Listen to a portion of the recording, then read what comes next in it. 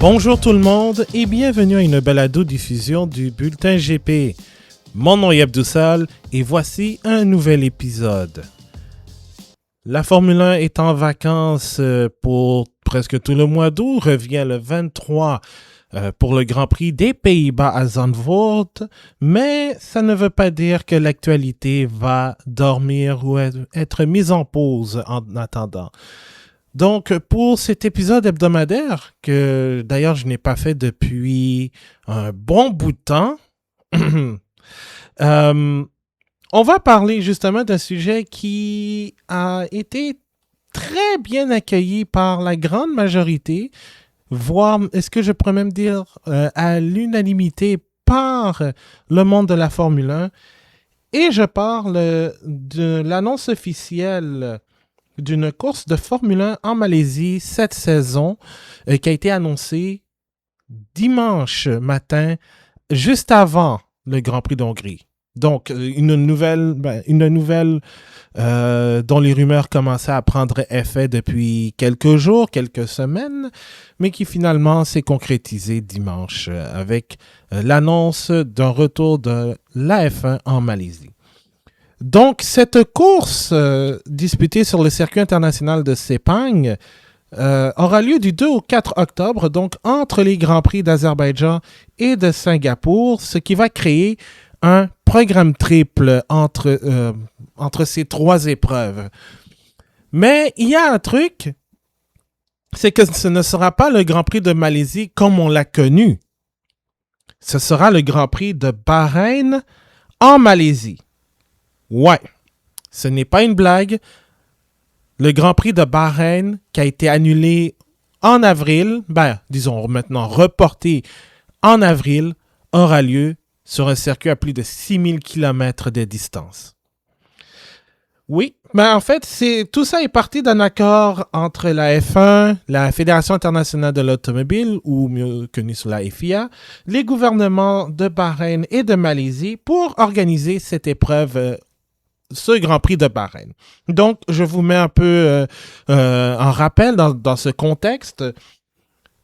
Avec la guerre commencée par les États-Unis face à l'Iran, avec l'aide d'Israël, les Grands Prix de Bahreïn et d'Arabie Saoudite, qui devaient avoir lieu en avril, ont été annulé tout simplement en raison de tous ces impacts liés à ce conflit au Moyen-Orient. D'ailleurs, on avait consacré un épisode là-dessus avec Malik Shabazz, TikToker bien connu au Québec, pour justement parler de cette situation, si vous voulez aller réécouter cet épisode, que c'était en avril justement.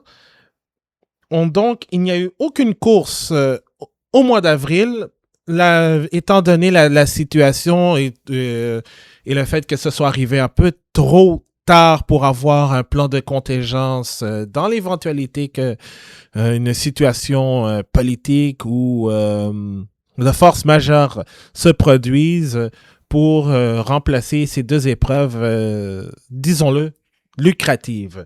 Donc, il n'y a eu aucune course en avril, ce qui a fait en sorte qu'on a dû attendre Miami au début du mois de mai pour avoir de la F1. Et la F1 même a tout tenté parce qu'on pensait qu'on allait avoir une épreuve à Imola ou bien même à Portimao pour les remplacer et garder le calendrier à 24 courses. Malheureusement, comme je l'ai dit, c'était trop tard. Et même dans un délai de temps assez restreint. Donc, quelques mois plus tard, on apprend que Liberty Media, ou la Formula One Management, donc qui gère les droits commerciaux de la F1, et le Grand Prix de Bahreïn avaient soi-disant trouvé un terrain d'entente pour organiser le Grand Prix de Bahreïn du 2 au 4 octobre à Sakhir.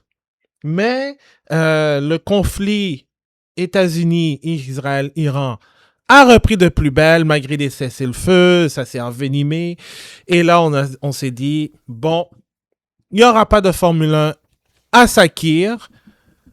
Mais au bout de quelques jours, il y a eu des débuts de retour, de rumeurs concernant le retour de la Formule 1 à Sepang. Donc, le circuit qui est situé pas loin de Kuala Lumpur. Moi, je pensais que ça allait être...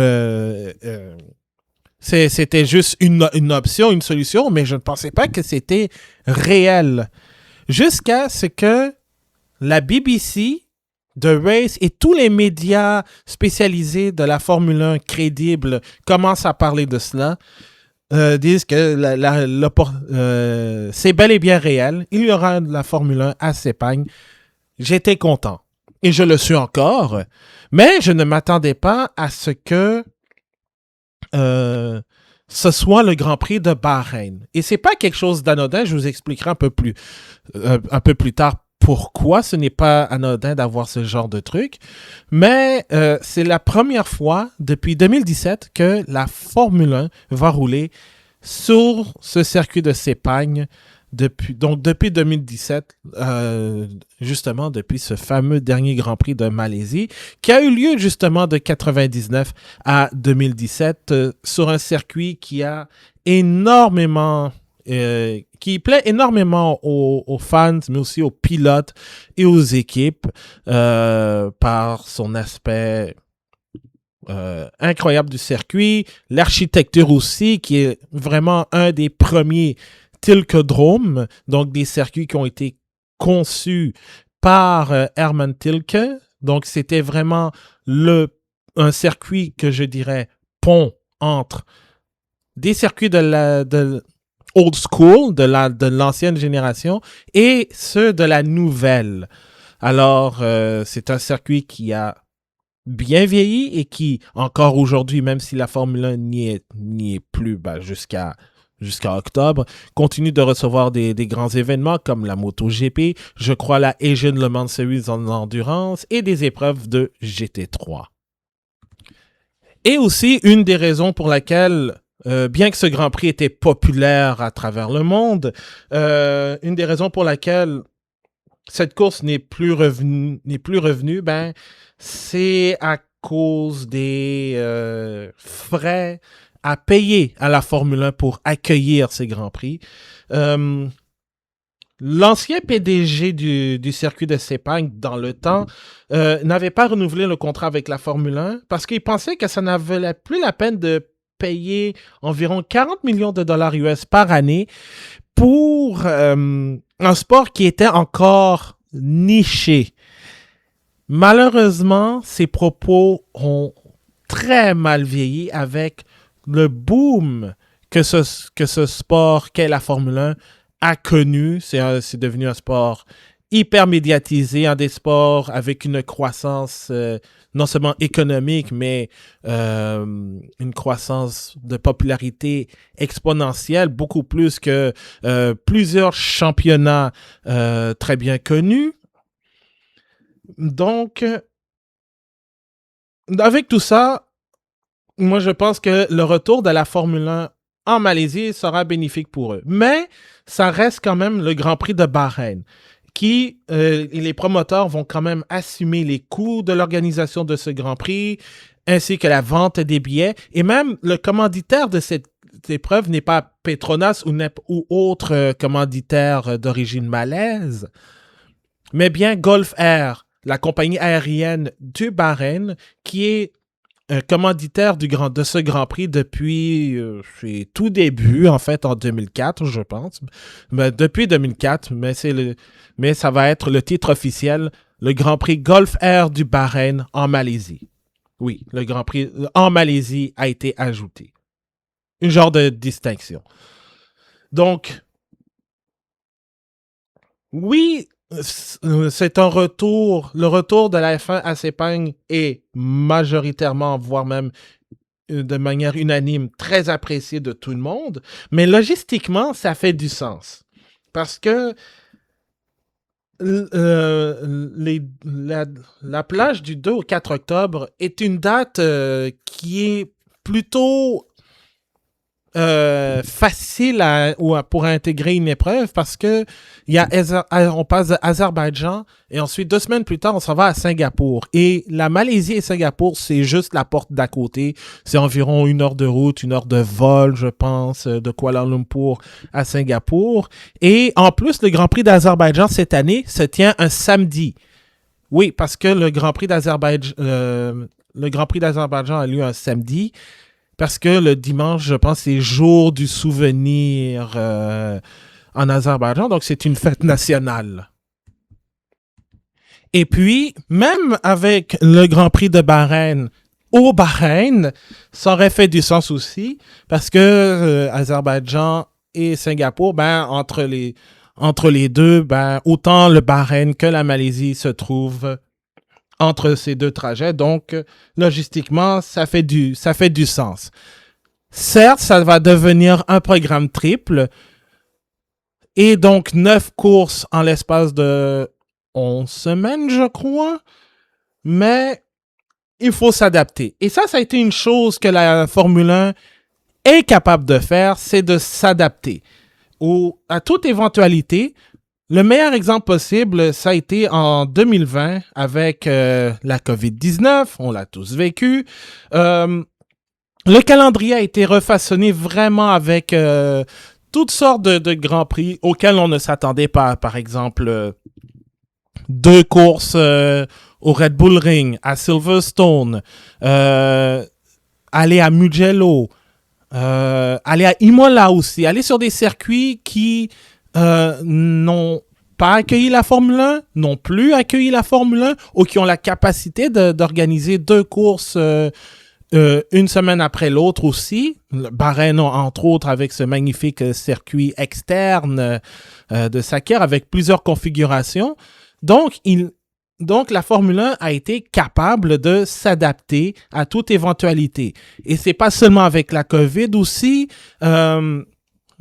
En 2023, la Formule 1 a été obligée d'annuler le Grand Prix d'Émilie-Romagne à cause des inondations, tout simplement. Mais en faisant ça, ils leur ont donné la chance d'accueillir le Grand Prix perdu en 2025. Donc, en théorie, le contrat du Grand Prix d'Émilie-Romagne ou de la F1 avec Imola devait se terminer en 2024, mais à cause du fait que le Grand Prix de 2023 n'a pas eu lieu, ils ont été obligés de leur donner une année de plus pour respecter le contrat. Puis ça a été la même chose avec plusieurs Grands Prix dont les courses ont été annulées à cause de la COVID-19, dont le Grand Prix du Canada, où d'ailleurs le contrat de base était jusqu'en 2029, mais comme il y a eu 2 éditions qui n'ont pas eu lieu, ça a été prolongé en 2031 et ensuite, ça a été prolongé jusqu'en 2035, l'année passée ou bien cette année, je me souviens plus. Bref, la Formule 1 sait s'adapter dans toute éventualité. Maintenant, j'ai lu aussi en faisant la recherche pour cet épisode, dans les commentaires aussi, il y en a qui disent « Ouais, c'est bien beau de dire que la Formule 1 sait s'adapter, mais c'est quand même cette même Formule 1 où on a passé tout le mois d'avril sans compétition. » Certes, c'est vrai, il n'y a eu aucune course au mois d'avril, mais au moment où ça a commencé, la guerre a pété entre les États-Unis, l'Iran et Israël. Je pense que c'était pendant on a commencé à en parler vraiment, je pense, pendant la première fin de semaine de la saison au Grand Prix d'Australie. Donc, il y avait 1 mois. C'était assez difficile de tout de suite appeler les propriétaires du circuit d'Imola ou de Portimao pour dire nous on pense annuler ou reporter les 2 grands prix. Est-ce que vous pouvez les remplacer? À très court terme, c'est très difficile, surtout au niveau logistique, mais aussi pour les billets, parce que Je ne pense pas que ces deux circuits veuillent avoir de la Formule 1 à huis clos, comme par exemple on l'a vu en temps de COVID. Et ça, c'était très nécessaire pour des raisons de santé et de sécurité, entre autres. Mais là, dans ce cas-ci, je ne pense pas que la F1 aurait accepté, non seulement la F1, mais les circuits proposés auraient accepté d'avoir des courses à huis clos. Donc, là-dessus, la F1 était prise dans un catch-22. Elle a pris la bonne décision en annulant le Grand Prix, les deux Grands Prix. Bon, je dis annuler parce que le Grand Prix d'Arabie Saoudite n'aura clairement pas lieu cette année. Mais celui de Bahreïn, étant donné que c'est un circuit permanent qui se module assez bien, peut trouver un moyen de le faire. Malheureusement, ce ne sera pas le cas. Et même au moment où j'enregistre cet épisode, ça a été confirmé le matin même que les 8 heures de Bahreïn ainsi que les 1812 km de Qatar au championnat du monde d'endurance ont été annulés et remplacés par les 6 heures de Barcelone et de Monza respectivement. Donc, la situation politique, le conflit au Moyen-Orient change de semaine en semaine. On va de cessez-le-feu à reprise de guerre. Donc, la F1 et même les autres championnats automobiles ou bien même sportifs doivent prendre des décisions qui sont sensées et non seulement sensées, mais aussi qui ne vont pas trop affecter leur portefeuille.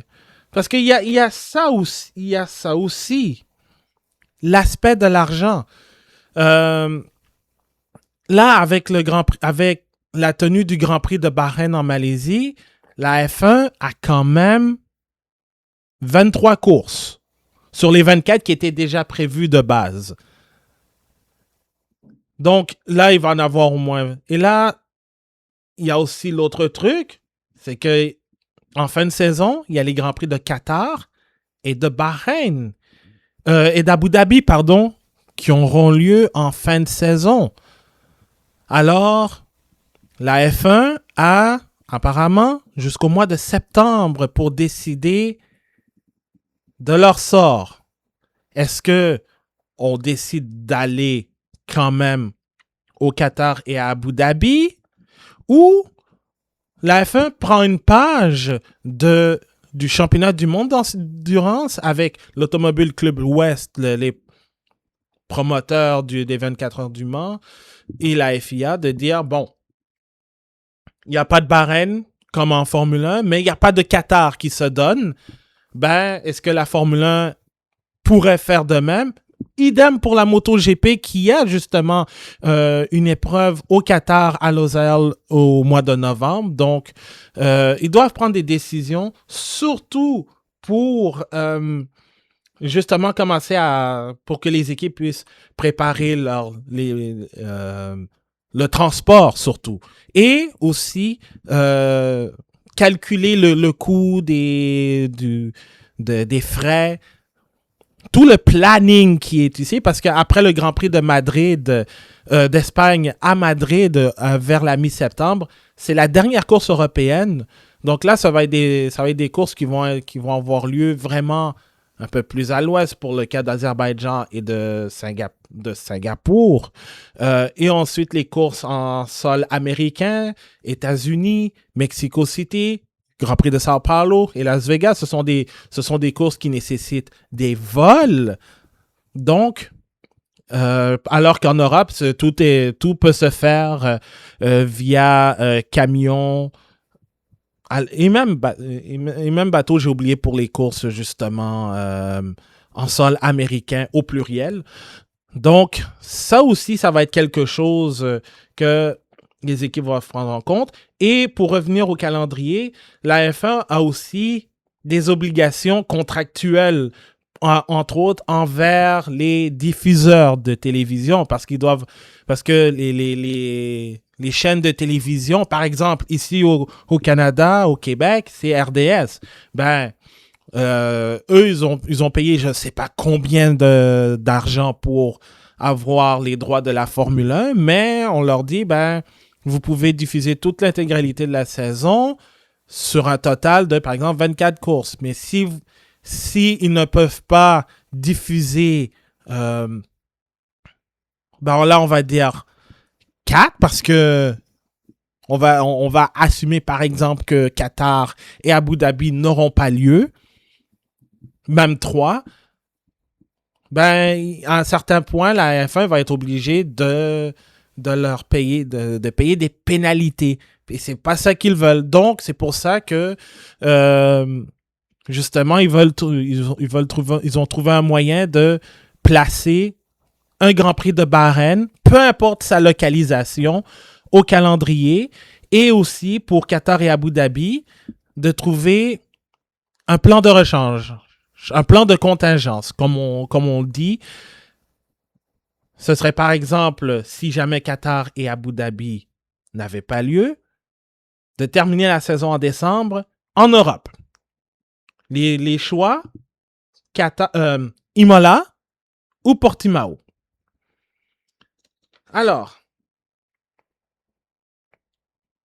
est-ce que là, vous me dites, ouais, mais ça va être froid en Europe. Je suis d'accord. Surtout à Imola, parce que apparemment, de ce que j'ai lu, les températures tournent aux alentours de 6 à 10 degrés. Il y a de la pluie.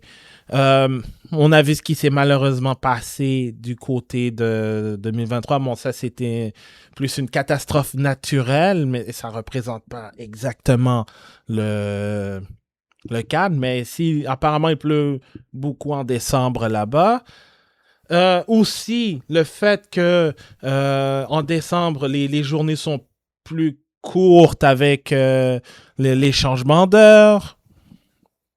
Donc, si jamais il arrive quoi que ce soit avec le Grand Prix, là, tu peux... Il y a un délai pour le faire avant le coucher du soleil. Donc, ça veut dire probablement faire des courses que les courses commencent plus tôt et espérer qu'il n'y ait aucune interruption. Mais côté logistique, Imola fait du sens parce que les paddocks ont été récemment rénovés et la majorité des écuries hors de la Grande-Bretagne sont plus proches d'Imola que de Portimao. Par exemple, Ferrari est à quoi? 80 km de... Maranello est à 80 km de Bologne, là où se situe, d'Imola en fait. Jean-Sébastien, tu me corrigeras. Racing Bulls est situé à Faenza, à une quinzaine de kilomètres. Et Audi utilise encore les installations de Sauber en Suisse à Hinwil, qui est à environ 550 km d'Imola, plutôt que de faire plus de 2000 km pour aller à Portimao. Donc ça aurait du sens. Et aussi, côté storytelling, il y a un avantage à Imola, parce que qui mène le championnat du monde des pilotes en ce moment? Voilà. Et puis, il y a Ferrari aussi.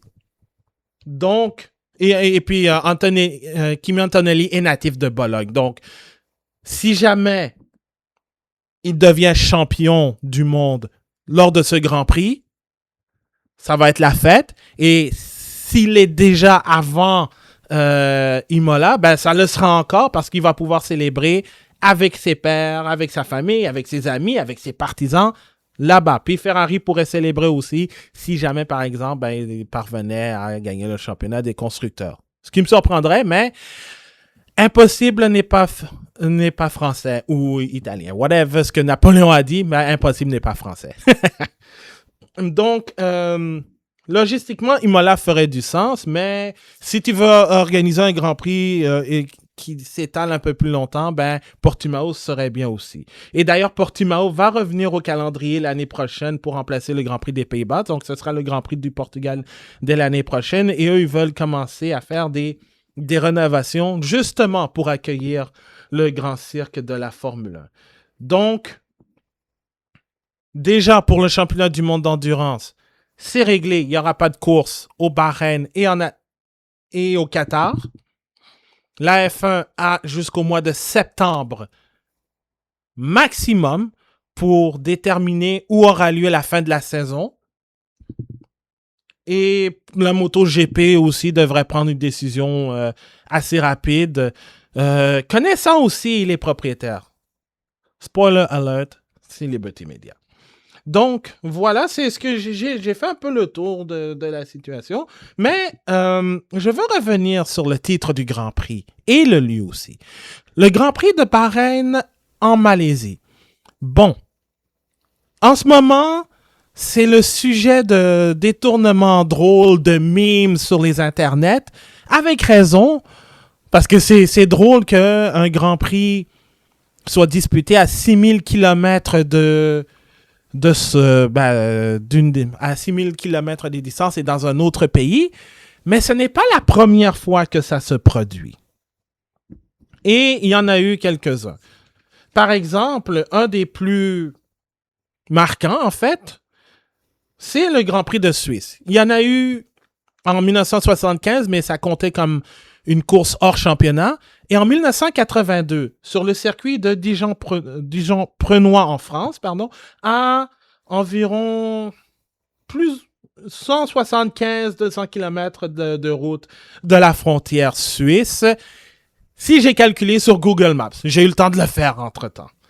Et la raison est simple, parce que après les événements tragiques des 24 heures du Mans de 1955, où il y a eu plus de 80 morts et plus de 120 blessés, la Suisse a banni tout événement de course automobile sur circuit et ça a été levé pas plus de cette année même. Cette année, en 2026, cette loi interdisant toute forme de sport automobile, de course automobile sur circuit fermé, ça a été levé, mais depuis 1955, il n'y avait aucune course. D'ailleurs, le Grand Prix de Suisse était une des premières épreuves au calendrier du championnat du monde de Formule 1 de 1950 jusqu'à 1954. Mais il y a eu un Grand Prix de Suisse en 1982 au championnat du monde de Formule 1 et Keke Rosberg a remporté cette épreuve. Sa seule de la saison et entre autres une parmi lesquelles qui lui a permis d'obtenir son titre de champion du monde.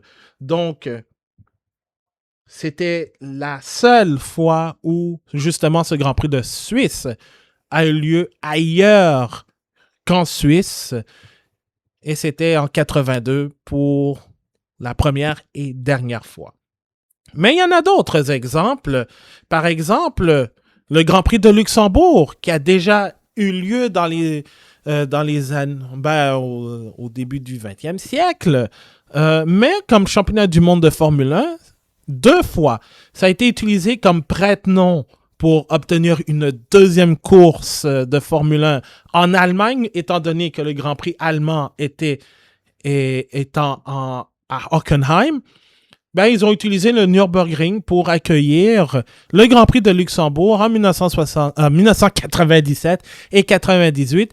Et il y a eu, ces 2 courses ont eu des impacts assez importants sur le championnat. D'abord, les frères Schumacher se sont accrochés, permettant à Jacques Villeneuve d'avoir le dessus sur Michael Schumacher en gagnant en plus. Et Mika Häkkinen en 98 avait gagné cette épreuve devant le Michael et Eddie Irvine aussi. Donc, il y a ça. Et puis, on parlait de Imola. Elle a accueilli le Grand Prix de Saint-Marin de 1981 à 2006. Donc, ce Grand Prix a eu lieu à Imola qui, pour ceux qui ne le savent pas, c'est à une quarantaine de kilomètres à l'est de Bologne. Et Saint-Marin, c'est un petit pays. À part le fait que ce pays est nul au soccer, ce pays est aussi reconnu pour avoir accueilli un Grand Prix de Formule 1 en Italie. Ce Grand Prix a été créé, en fait, suite au succès du Grand Prix d'Italie de 1980, parce que le Grand Prix d'Italie a toujours eu lieu à Monza, sauf en 80, parce que le circuit était en train d'être rénové pour que ce soit plus accueillant. Donc, la F1 est allée à Saint-Marin pour le Grand Prix d'Italie. C'est encore aujourd'hui la seule et unique fois que le Grand Prix d'Italie au championnat du monde de Formule 1 a eu lieu ailleurs qu'à Monza. Donc, comme il est hors de question d'avoir 2 fois un Grand Prix du même pays sous ce nom-là, on ne peut pas avoir 2 Grands Prix d'Italie. Et c'est aussi une des raisons pour laquelle les Grands Prix de Styrie et le Grand Prix du 70e anniversaire à Silverstone en 2020 ont eu lieu. C'est parce que tu ne peux pas tenir 2 fois le même Grand Prix. Donc, la Fédération automobile de Saint-Marin, qui est reconnue par la FIA, s'est proposée pour organiser un deuxième Grand Prix en sol italien. Donc, c'est comme ça que ça a eu lieu. Puis, ce Grand Prix de Saint-Marin, on le connaît pour de bonnes et surtout de très mauvaises raisons. Si vous le savez, vous le savez. Et sinon, je ne sais pas à quel point ça peut être une technicalité en quelque sorte, mais le Grand Prix d'Europe aussi, je l'ai inclus parce que dans les premières éditions du championnat du monde de Formule 1, dans les premières saisons, c'était utilisé comme titre honorifique. Par exemple, le premier Grand Prix de l'histoire du championnat du monde de Formule 1, le Grand Prix de Grande-Bretagne, était aussi appelé le Grand Prix d'Europe. Pourquoi? Fouillez-moi. Mais il a été utilisé surtout comme manche additionnelle au championnat. Et additionnel, je le mets entre guillemets. Et souvent, ça a été dans des pays qui ont déjà leur propre Grand Prix. Par exemple, Brands Hatch a accueilli un Grand Prix d'Europe dans les années 80 parce que il y a eu des plans pour organiser une course de Formule 1 à New York et même pour organiser un Grand Prix en Italie dans les rues de Rome. Mais finalement, les projets n'ont pas eu lieu. On a décidé d'aller à Brands Hatch parce qu'il a déjà accueilli la Formule 1. Puis, jusqu'en 87, était en alternance avec Silverstone pour l'organisation du Grand Prix de Grande-Bretagne. Donington Park aussi, la même chose, a accueilli le Grand Prix d'Europe un peu dernière minute aussi en 93 parce que on voulait organiser une deuxième course au Japon sur le circuit d'Autopolis. Malheureusement, le projet n'a pas eu lieu. Donc, il était déjà au calendrier de la saison 93. Donc, pour le remplacer, ça a été Donington. Jerez, en 97, a accueilli le Grand Prix d'Europe pour remplacer celui du Portugal qui devait être la dernière course de de cette saison. Puis on sait tous comment ça s'est terminé. Il y a aussi Valence aussi, qui a accueilli le Grand Prix d'Europe de 2008 à 2012. Et personnellement, je suis très content que ce circuit n'existe plus parce que c'était d'un ennui mortel, à part peut-être pour le Grand Prix de 2012. Mais tu avais quand même une belle vue pittoresque de tout ça. Et celui avec lequel j'ai grandi le plus, le Grand Prix d'Europe au Nürburgring en Allemagne, pour justement qui avait accueilli le Grand Prix alors que Hockenheim accueillait le Grand Prix d'Allemagne. Et le dernier Grand Prix d'Europe a eu lieu en 2016 à Bakou, en Azerbaïdjan, qui n'est pas techniquement en Europe, mais qui se retrouve dans l'Union européenne pour je ne sais quelconque raison, mais ils nous ont décimé Bernie Ecclestone pour accueillir la F1 à Bakou, pour que Bakou accueille la F1 ça a obtenu le titre de Grand Prix d'Europe et c'était la dernière fois parce que l'année d'après, c'est devenu le Grand Prix d'Azerbaïdjan. Donc, Bakou a accueilli deux grands prix aux noms différents. Grand Prix d'Europe et Grand Prix d'Azerbaïdjan jusqu'à maintenant. Donc, ce n'est pas la première itération de ce genre où un Grand Prix est disputé dans un autre pays que le titre l'indique, mais C'est sûr que c'est un Grand Prix disputé à plus de 6000 km. Ça fait réagir. Et ça fait même très longtemps qu'on n'a pas eu un Grand Prix de ce genre, comme je les ai énumérés. Donc, c'est tout à fait normal que ça arrive. Donc, en gros, la Formule 1 va être de retour en Malaisie. C'est une bonne nouvelle. Et j'ai très hâte de rester éveillé dimanche aux alentours de 3 heures du matin. Bon, quand on aura les heures officielles, 3 heures du matin, heure du Québec, pour regarder le Grand Prix de Bahreïn en Malaisie. Et il y a de fortes chances qu'il pleuve là-bas. Voilà. Alors, c'est ce qui complète cet épisode du Bulletin GP qui traitait du Grand Prix de Bahreïn en Malaisie et non Grand Prix de Malaisie sur la technicalité.